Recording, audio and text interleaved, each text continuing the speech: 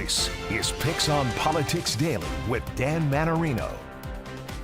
Hey there, I'm Henry Rosoff and welcome to PIX on Politics Daily. The fallout from the stunning Democratic primary win for now Mayoral Democratic nominee Zohran Mamdani continues. There's some conjecture about if other candidates will be hopping out to consolidate support against him. A recent poll just a day or so ago from Slingshot Strategies showed that former Governor Andrew Cuomo's perhaps the next leading contender, but he hasn't even said if he's going to run a serious race yet. But we're still diving into the data and learning lessons, particularly interesting ones as far as how Mr. Mamdani relates to President Trump from that stunning primary win. And to break it all down, we're going to bring in Joe Hong, and he's with WNYC and Gothamist. He's an investigative data reporter. Joe, thanks for joining us.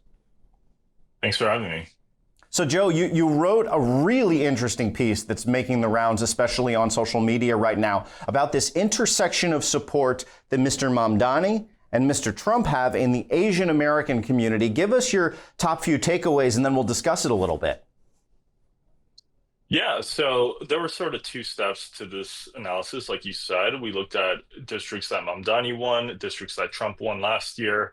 And we found that in a lot of these districts where both of these very different candidates won, there are a lot of Asian American residents. Now, the big takeaway from speaking to folks in these areas and speaking to, political analysts is that Asian American voters tend to be very issue-oriented voters and lean less on party loyalty. So in 2024, affordability was the big sort of issue. And this year, Zohran Mamdani ran on a campaign based on affordability, right? Free childcare, free buses, and more affordable sort of municipal grocery stores. So that message was sort of the common thread across these 2 years, and again, across these two very different candidates. And as such, we saw this increasingly growing, I believe it's the largest growing non-white group in New York City right now, and increasingly not loyal to any one party, had a big thing to say in this Democratic primary, right? I mean, you could make an argument between young voters and this very diverse demographic, may have carried the day for Mr. Mamdani. Is that a fair analysis? Yeah, I think I should just elaborate on how fast this demographic is growing. So between 2010 and 2020, the Asian American population grew by about 34%. And, like you said, it is a very diverse sort of demographic, and a lot of experts and advocates sort of criticize this demographic that we call Asian American because it contains so much diversity.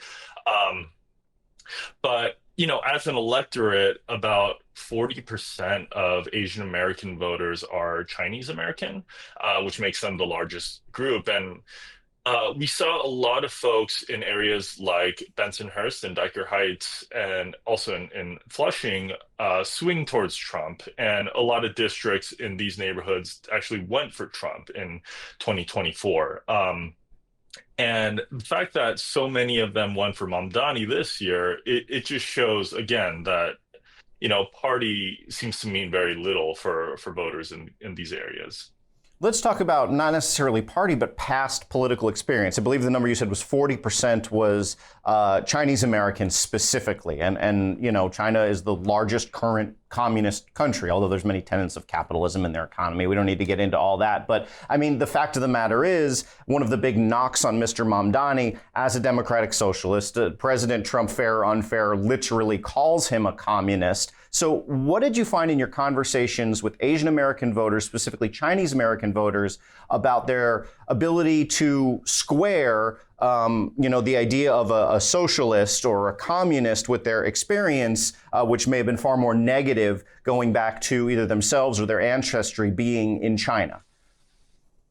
Yeah, so I spoke with both elected officials in these neighborhoods as well as voters, and there is some anxiety. The fact that Mamdani does identify as a democratic socialist, right? And a lot of these countries, in Southeast Asia, China especially, have complicated histories with socialism.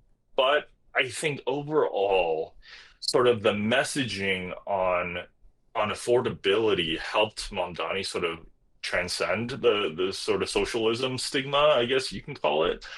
Because again, these Asian American voters tend to be focused on the issues and less on sort of ideological labels, shall we say. And, you mentioned the generational divide. I think, the children of immigrants from these Asian countries, they have sort of been able to better divorce sort of the socialism label from, like, I guess what it means more in a place like New York City, where it's associated more with, social services, free buses, etc.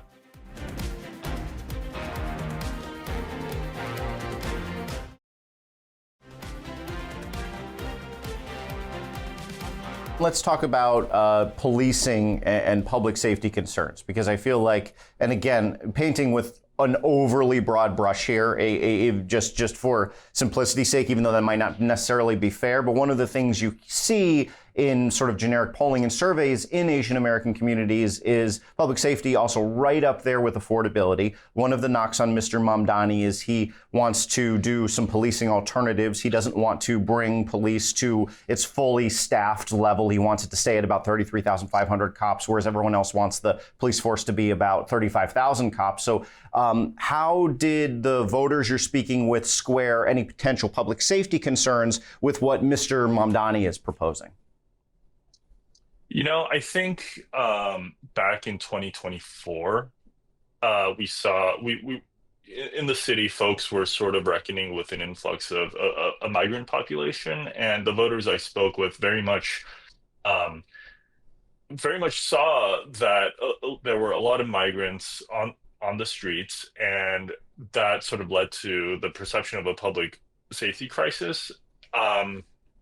But I think this year, affordability seems to be more on top of mind. And, this piece of legislation, the big, beautiful bill that's been in the headlines, is also at the top of voters' minds right now, because especially for more elderly Asian American voters in the city who are, afraid about losing health care or health insurance and losing other social services. So, the folks I talked to really didn't mention public safety that much. I mean, yeah, I had one Asian American sort of assembly member in the Dyker Heights area sort of raise concerns about defunding the police, but I think affordability is at top of mind for folks. And we'll end here, what are elected officials trying to or saying should be taken away from this? I know that among others you spoke with Ron Kim, the assemblyman who aligned himself with Mr. Mamdani and has done a really good job himself as a politician at running a progressive lane, maybe not even as far left as Mr. Mamdani, but a progressive lane, but always speaking to the core issues of his constituency. What did Mr. Kim, what did other prominent leaders you spoke with for your story have to say about the takeaways here? Yeah. So I would say Ron Kim from Flushing and Lester Chang from sort of Dyker Heights, Bensonhurst area, the assembly member, are sort of the two prime examples. So Ron Kim, another sort of progressive Democrat, right? I think he really saw this moment as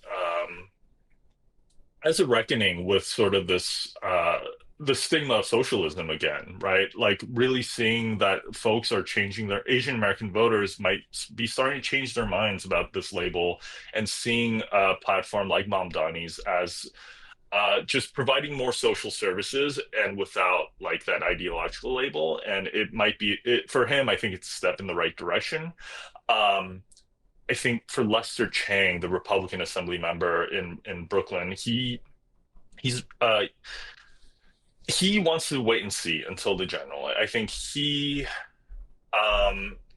is still not sure if Mamdani's victory indicates sort of a political swing towards the left. But I think most strategists are pretty sure that Mamdani is going to eke out a win in November.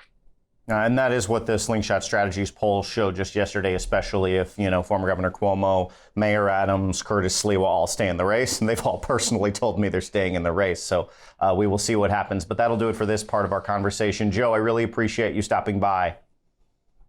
Thanks for having me. Joe Hong with Gothamist and WNYC. I appreciate you again. And that'll do it for this edition of PIX on Politics Daily. The big show this coming Friday, we have Curtis Sliwa, the Republican nominee, who just yesterday told me he ain't dropping out of this race. He'd rather be below ground in a pine box before he'd drop out. Curtis is always colorful. My colleague Dan Mannarino will have that interview, including some interesting thoughts on how he says that other candidates in this race for mayor should be treating and handling Mr. Mamdani, kind of standing up for Mr. Mamdani in an interesting way. So you're going to want to check that interview out. That's Friday at 6:30 with a re-air on Sunday morning. But that'll do it for now. I'm Henry Rosoff, wishing you a good day.